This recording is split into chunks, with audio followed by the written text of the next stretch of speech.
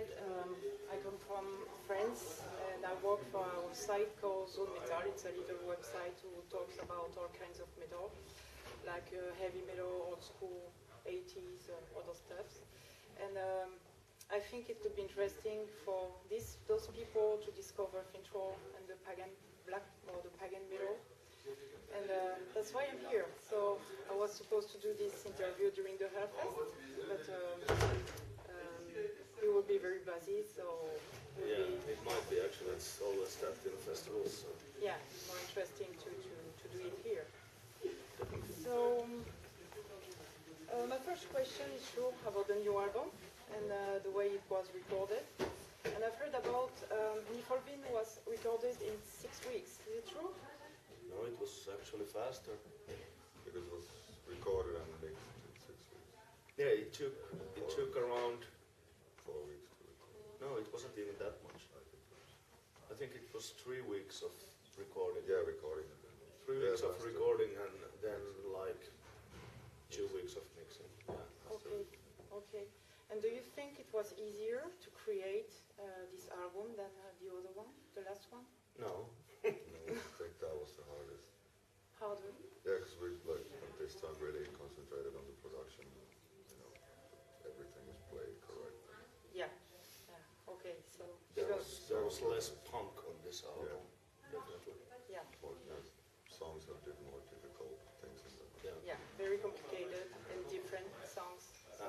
And the whole writing process of the album was really, really difficult. Even though Trollhorn made most of the songs, but it's still like, you know, he always gives us demos of the songs, then we discuss about those, no, we have to change this and this and this. So this album we really put thoughts behind the songs. Yeah. Like really think everything through, like, will this work with this one and all this. Yeah. And I just want to know more about the black metal spirit in this new album. Because some people talked about the pagan is less and it's more black metal, this one. Could you tell me more about this side? It's never been like decision. Yeah, I mean we've never decided that okay we're gonna do folk metal album or pagan metal album or black metal album. Yeah.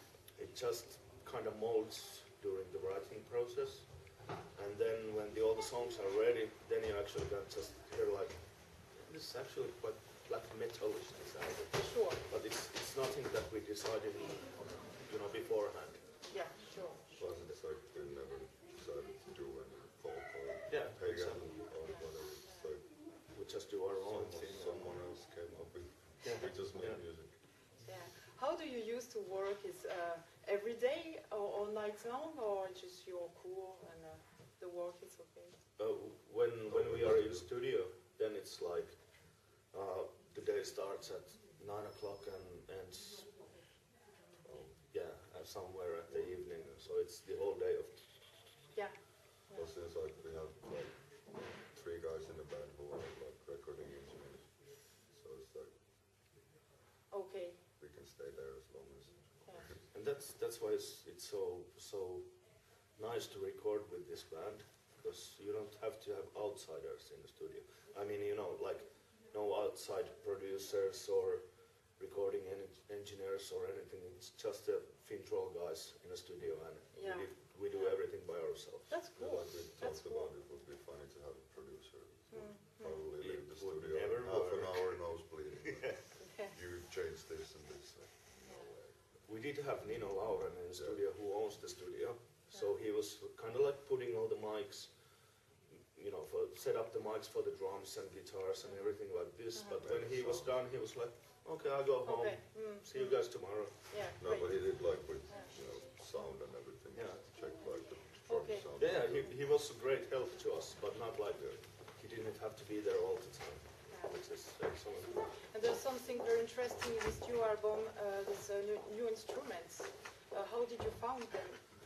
It's Next actually, door studio. it was actually a funny thing. There's like 2 studios in the same, you know, the rest, the kitchen and all these hang-around spaces are the same with the other studio. Yeah. And there was this guy's recording children album. Yeah, and then there's like 3 different, like basically Dutch recording rooms. One room is this old Finnish folk singer kind of Okay, recording his albums that there's old blues musicians walking around. great. Then in another room they were making children's album and they had a wall of weird acoustic instruments. Yeah. And they One kind of, day I just kept carrying them. Like, Yeah. look at that. Yeah, that sounds, it looks weird. Let's put that on now. it was almost every day when one of these guys comes with some weird instrument. Hey guys, check this out. Yeah, And yeah, then he plays something like, yeah, we're gonna use replace that. that. Yeah. yeah.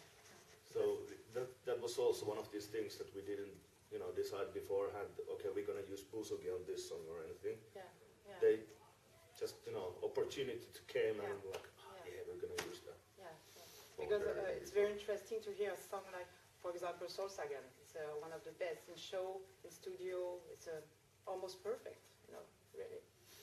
I think Okay. No, really.